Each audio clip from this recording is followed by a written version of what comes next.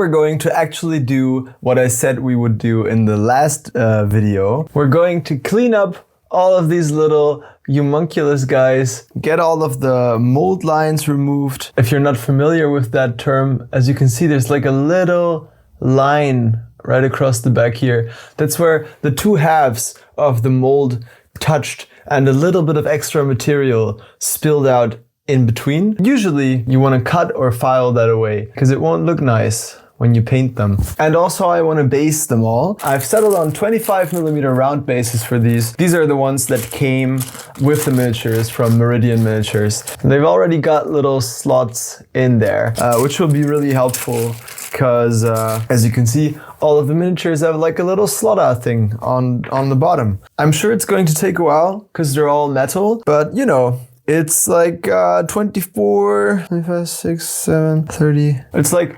36 models, I think. Yeah. Oh, and also I would love to sculpt the turnip on the staff of the wizard, the toymaker, who's actually using turnip magic to turn all of these lifeless puppets into actual living beings. And so I want to get started with that. This is for my TURNIP28 army, by the way. If you haven't seen the last video, I would recommend you go back and you watch that one, pause this one and then come back. Because in that video, I actually explain the whole idea for the army and what my plans are for how I want to build and paint it. So go catch up and then rejoin me here and we'll get to cleaning.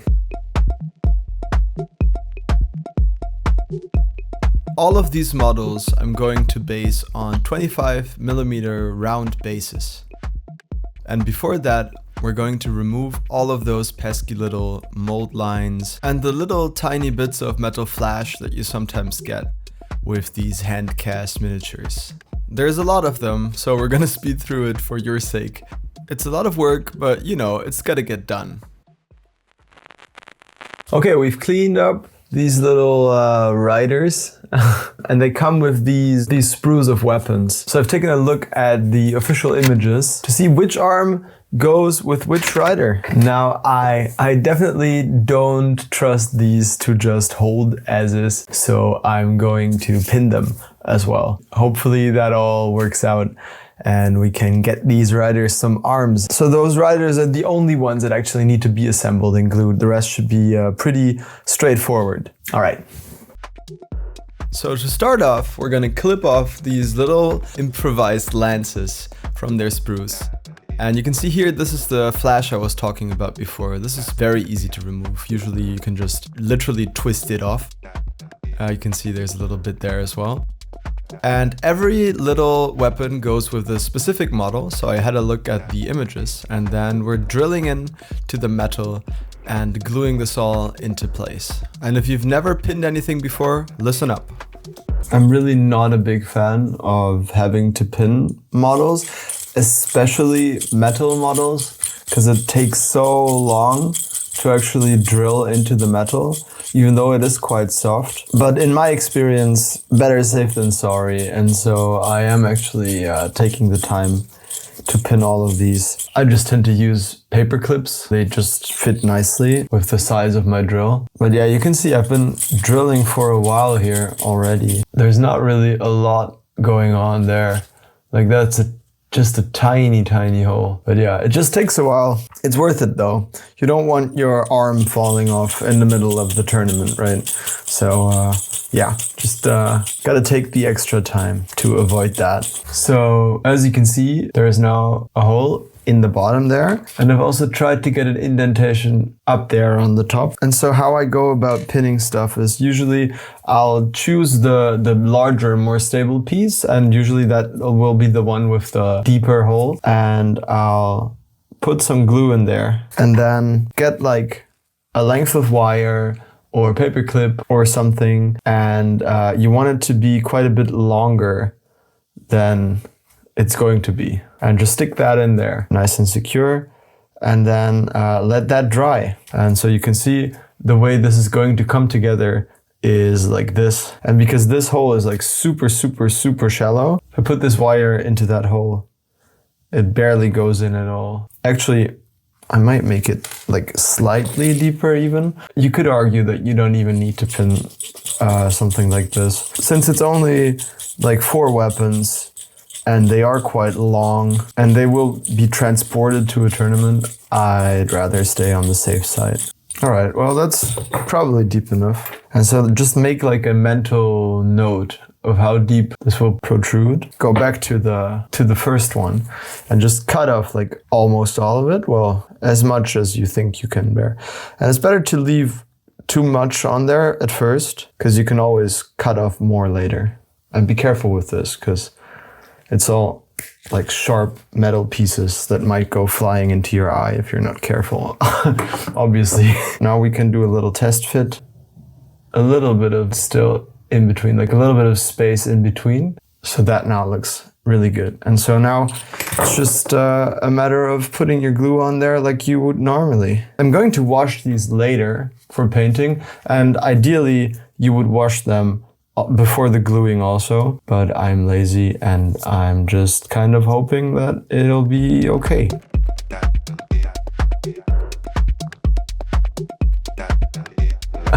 This is also a vibe.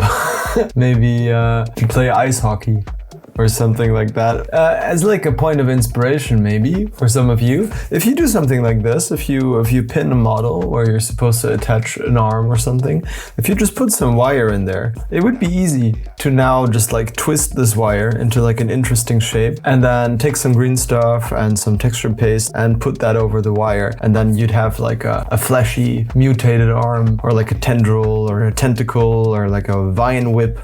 So it really is quite easy to get like cool proportions and easy, strange additions when you're kit bashing your miniatures. I mean, I'm gonna cut it off right here and attach the actual arm, but yeah, just notice that it looked pretty cool like this as well.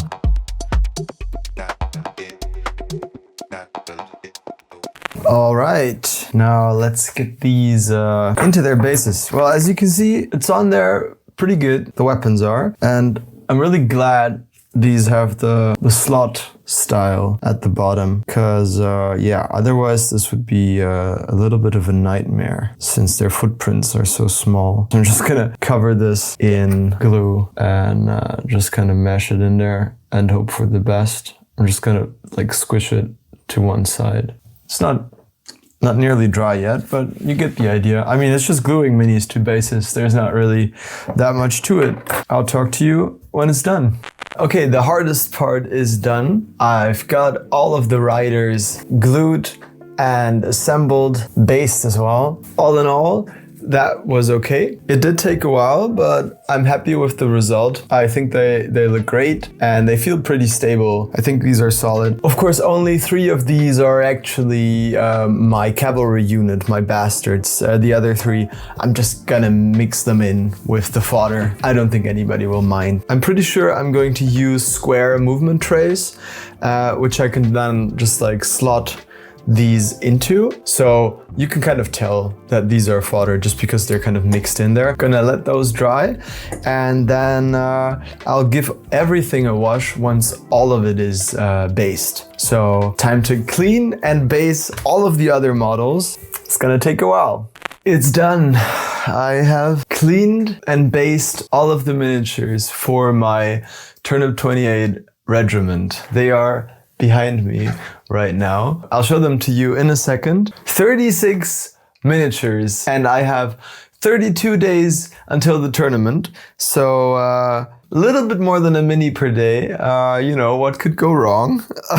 I've ordered some paints for the army. I've got Algae Green by AK, Goblin Green by Vallejo. I've got a Royal Purple, Cacophony Purple, some different yellows. So I'm trying out some different paints, because if I'm gonna be painting this whole army purple and yellow, I want to make sure that I've got some good purples and yellows. So we'll do some proper testing once those paints arrive, and also once these minis are primed. I have also managed to free our little friend off of his square base and pretty cleanly put him on a round one. This 32mm base. Yeah, I know Sacrilege again. You're not supposed to put Heroquest models on round bases. Sue me. Love this guy. So yeah, he's next. I'm gonna kitbash a little. It's gonna be so easy. I'm just gonna sculpt like a little root thing on the top of his staff, and then put our 3D printed bits in there. It's gonna be easy peasy. That'll have to wait until tomorrow though, because I gotta get some sleep. I still gotta walk the dog. In the meantime, let's look at the models on their bases. I'm just gonna steal the camera real quick and I'll take you down here and we can have a look. So there you go. Here they are, all based. There we go. Here you can see all of the minis all based up. These are 12 models for fodder, another 12 fodder, and I mixed in some of these mounted ones, but I think it's all right. In the back, we've got our 6 rootlings, which is the toy box homunculi. And then here is our little prince. Oh yeah, the prince. He's gonna need a little kitbash crown as well, of course, obviously. And there's our bastards, our cavalry unit. Looking forward to painting those. Yeah, with the bases. There's really not that much left to do with the bases. Some of them do have holes that are quite large, and I like to fix this by just gluing like a very thin piece of paper on top and then putting texture paste on top of that, and that way the texture paste doesn't sink into the little groove.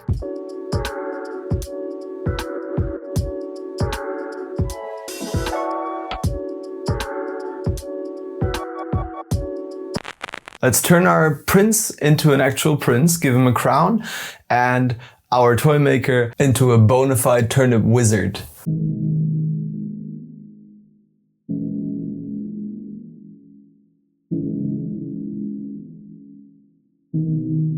There's our Heroquest Wizard, one of my favorite models of all time. And I'm going to be using green stuff, which is a 2-part sculpting epoxy. And you mix these 2 parts together and it creates green stuff, which is where the name comes from. And this will harden over time, so I'm leaving a little bit of it on the lid of this cream here that I'm using to also lubricate my tools so they don't stick to it, because it's very, very sticky stuff. And I'm gonna try to make a crown out of that. But first, let's sculpt a root vegetable as the top of this wizard's staff. In Turnip, everything is being affected by strange growing roots and turnips and carrots, and that's where basically all the mutations and the magic in the system comes from. And so the wizard will use that to animate corpses and inanimate objects into soldiers for the little prince's army.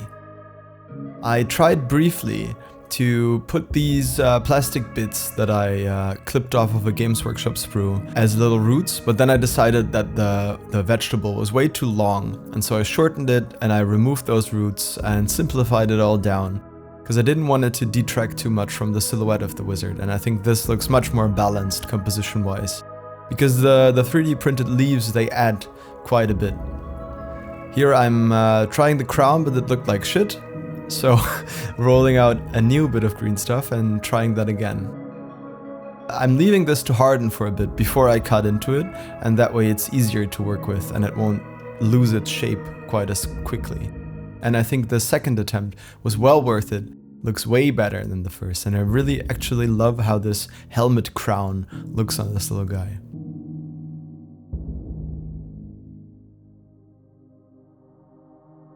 So here he is. The toymaker, eternally bound by an ancient debt to the king and queen of these lands.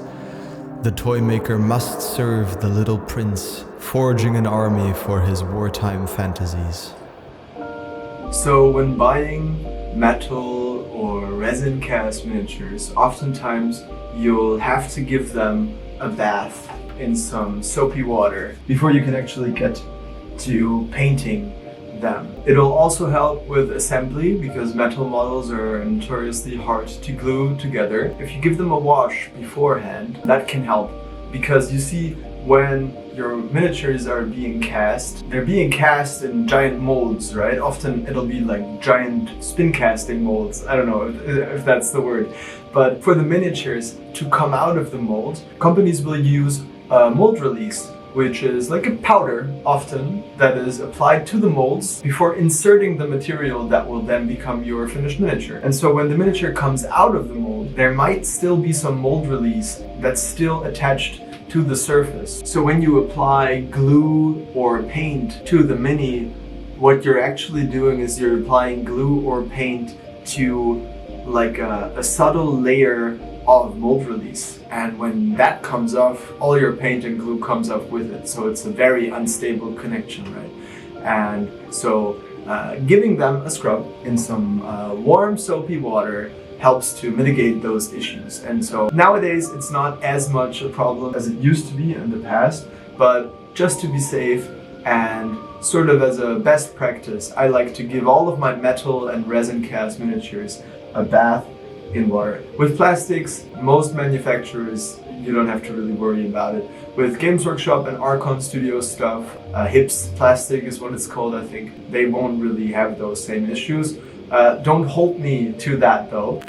My favorite tool for the job is an old toothbrush, just because they've got the little bristles, they can get in there, they can really help you scrub. So these have been soaking for a while now, and this is soapy water, and so I just scrub them with the toothbrush a little bit to get all of that nasty gunk off.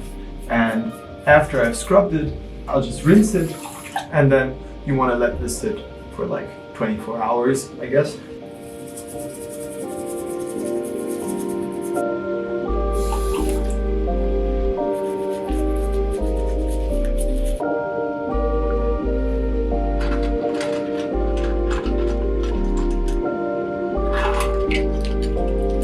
When I do these sort of things, I like having a little moment to kind of relax a little bit and think about where I want the project that I'm working on to go and why I'm working on it in the first place.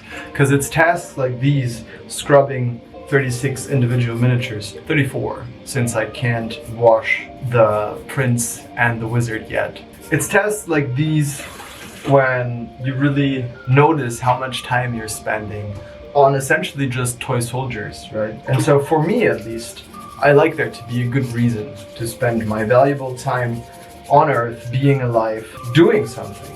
And for me, this is worth it because it's an extension of the art that I like to make and of the stories that I like to tell. And also because it opens up connections with other people, it builds bridges, it is a gateway into community. And I've really hammered on the importance of community in these past videos, but that's because it is important to me, and I think it should be important to all of us. Humans are a very social species, and so for us not to live in communities is a very unnatural state of being. And late stage capitalism, and to an extent also patriarchy and imperialism, all of these things have led to a sort of individualization of all of us. If a whole house shares a washing machine and that washing machine is built really well and you get free repairs, then the company making the washing machine will sell one washing machine per 30, 40 people. And if it's really good, they'll only do that once like every 10 years. If that house is divided into little apartments with like a mom and a dad and a child in this heteronormative sort of nuclear family idea of a world, then you get to sell all of those people their own washing machines. And if the washing machine also fails after half a year, then you're really profiting. So yeah, it's silly. I'm washing a tiny little toy and giving it a bath. And that is, on the surface, not very different from having like a tea party with your stuffed animals. But for me, this is how I find community and the people that I want to hang out with who are similar to me. What that is for you could be something completely different. It doesn't have to be miniatures. Maybe you're into like tarot, maybe you're into sports or role-playing or improv comedy shows or whatever it is. But doing it and spending time doing it and getting good at it and learning to understand what it is that makes it special and why it connects you to the other people doing it, I think that's where community can start to form and where it becomes really, really beautiful. Thank you so much for watching this second video in my turnip series. I am definitely feeling the time crunch with this project, but also quite a lot of excitement. The paint scheme is what's exciting me the most. I'm looking forward to doing something completely different. I've never done a classic goblin green base before. Purple and yellow are two colors that I don't really have too much experience with. So just doing something that's like totally out of my comfort zone and out of my usual wheelhouse, I think it's going to be really interesting. If you enjoyed this video, please consider subscribing to my channel. Right now I'm working on this army, but also I do all sorts of other kit bashing and painting content and just general arts and crafts stuff. So if you're into miniatures at all, I'd love to see you in the next one. And maybe like the video, leave a comment, you know? Oh, I also need your help. My prince needs a name, right? I think we need a name for the prince, and maybe we need some more lore about how this relationship between the toymaker and the little spoiled prince, how that got started. So maybe you guys have some ideas for that. I would love to hear them down in the comments, and maybe we can pick a name together like we did back when we kit bashed that little alien salamander creature for Alien Zoology. If you were here for that, I am gonna go and prime these now, and I'll see you in the next one. Bye bye.